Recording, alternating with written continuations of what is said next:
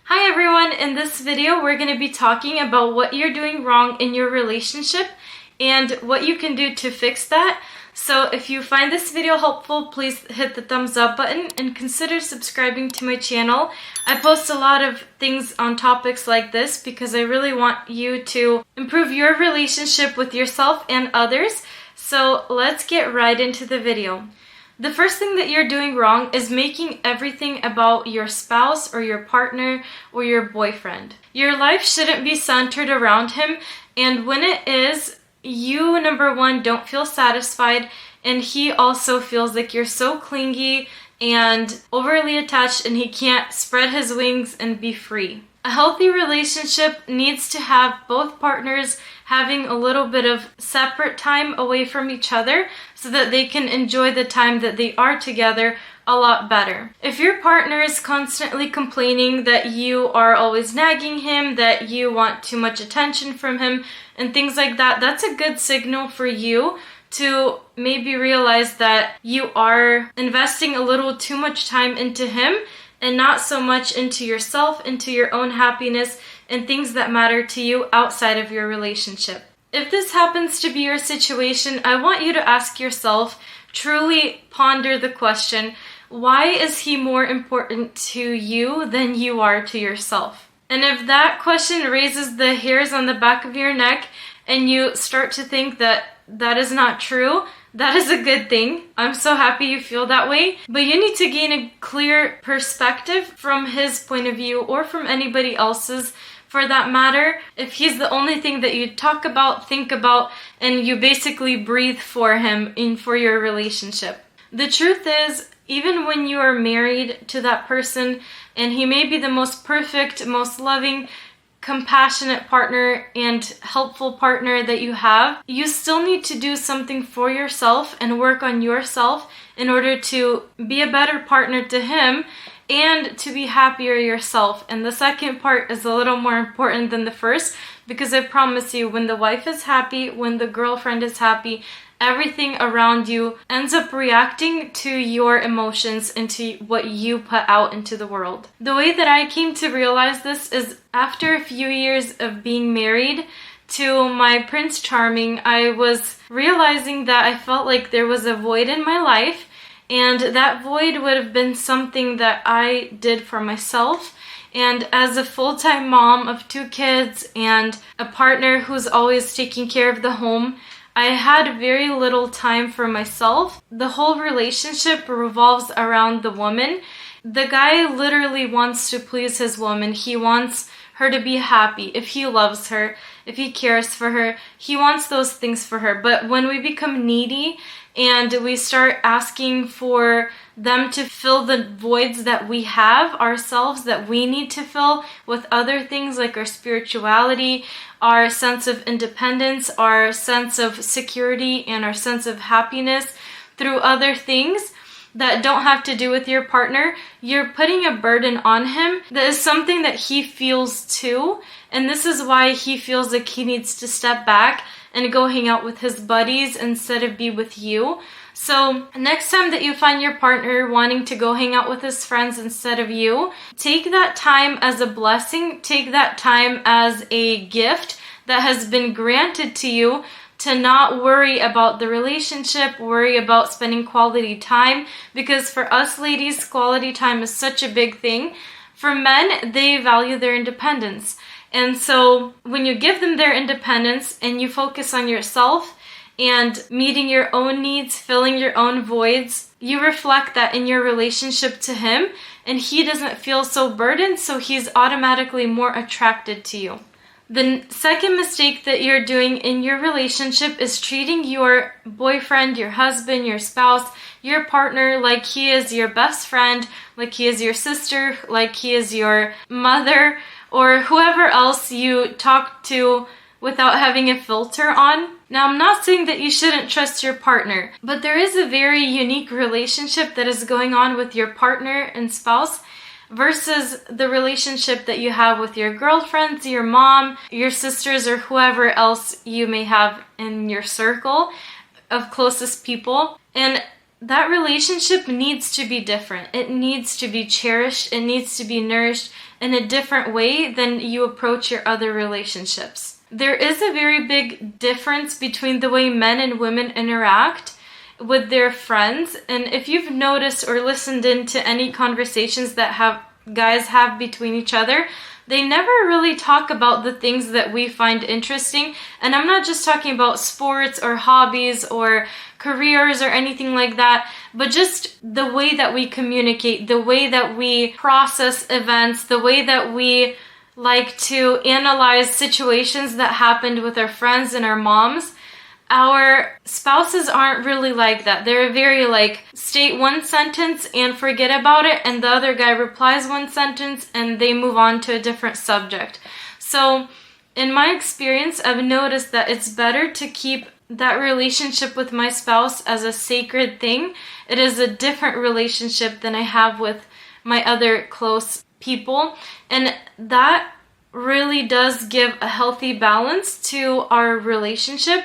I know that this is a very unpopular opinion because everywhere that you look, people are talking about, oh, I married my best friend, we're supposed to be, each other's soulmate and things like that. But in my opinion, there is a very delicate balance between a man and a woman and the way that they interact with each other.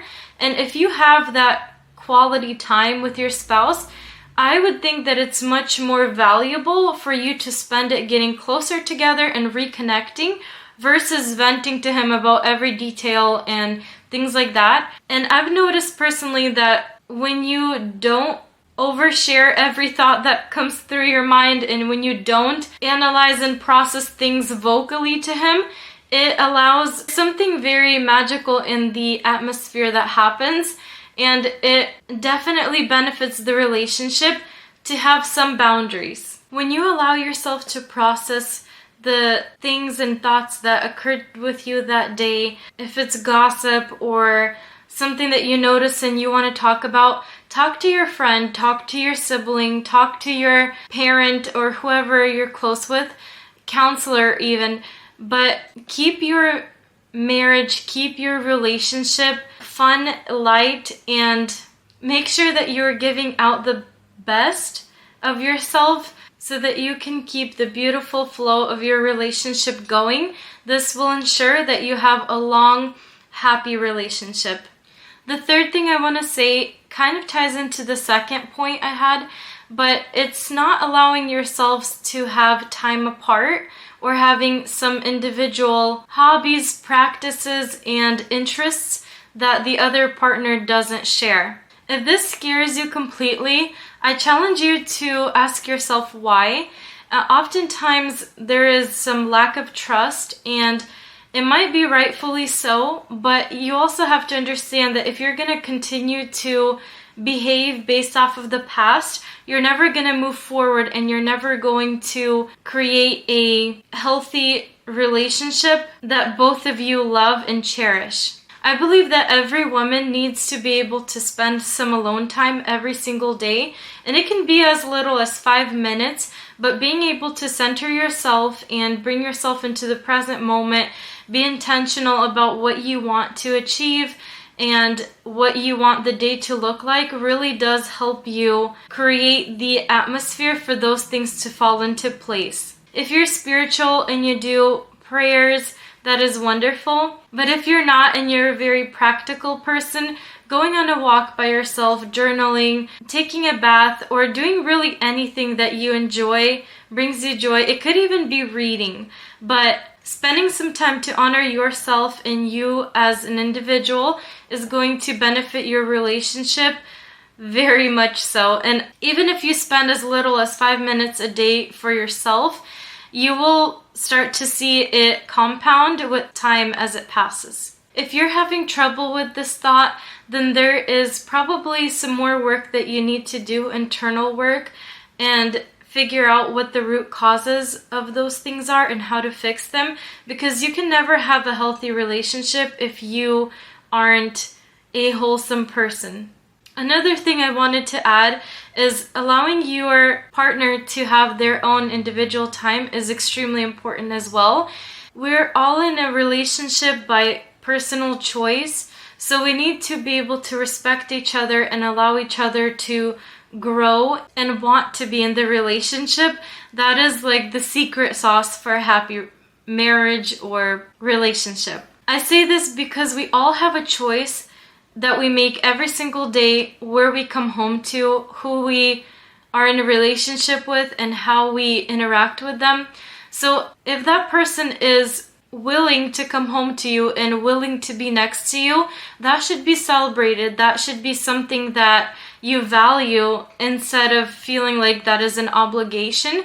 Because nowadays, with the time and age that we live in, it is so easy for anybody who wants to leave a relationship to leave that relationship, especially if you don't feel like that relationship is serving you and bettering you and making you happy. Everyone has the right to leave, as they should. The fourth mistake that I see very often is ladies that want to get princess treatment, but they're acting like a dictator. And what I mean by that is, sometimes as women, we want things to go a certain way and they don't. And we have this natural ability to get butthurt about it, or be unhappy, be dissatisfied, and not being able to get over things easily. Men have this too, but since you're the one who's listening to this video, I really hope that this is something that you look for in yourself and see in which areas of your life this might be applicable. We hear a lot about living the soft life, and I want to remind us all that living a soft life is great and everything, but without having soft sides that you are constantly showing, and it can change and shift, but not being so harsh and demanding and vain about things going only your way. But when you allow flexibility and you're able to just be content with everything, there's something so attractive about that. And that doesn't necessarily just apply to women, but everybody in general. Being demanding is not cute, and it really does throw off the chemistry and the dynamic of the relationship. So I urge you not to do that if you feel like there are areas in your life that this does apply to. The last thing I want to point out is that most of us women have this natural want to over-explain situations. For us, it just feels like we're being very thorough and we're trying to explain everything that we feel. And to men, that comes off as nagging and being annoying and clingy and things like that. And that also really does bother the dynamic of the relationship, and it causes your partner to want to distance themselves from you because they don't feel good about being overly analyzed over something they did wrong. I'm not saying that you can't voice your opinion. I'm not saying that you shouldn't, because we all should, but there is a point where it becomes overbearing for men. And like I've mentioned earlier, if you look at the way that men interact with each other when they're talking about something, there's not a whole lot going back and forth. They don't list out an entire paragraph. They don't list out 10 sentences explaining what they didn't like, what they want to change, what dissatisfies them. They just like to get straight to the point, and they're very logical in the way that they view things. So emotions are sometimes a difficulty for them to process, especially if you are bringing out negative emotions in them, like feeling that they are not good enough or unappreciated. So my recommendation to avoid this mistake is to allow yourself to process the way you feel and to allow yourself to feel those emotions, and give it some time. Give it time so that you can just explain to him in a sentence how you felt, and let it be and see what he does from there. You are so wonderfully made. You are such a wonderful partner and companion to your spouse or your partner, and they're so lucky to have you. It's time for you to value yourself and put yourself first. To avoid making any of these mistakes, we have to first make sure that we're happy with ourselves and that we are balanced.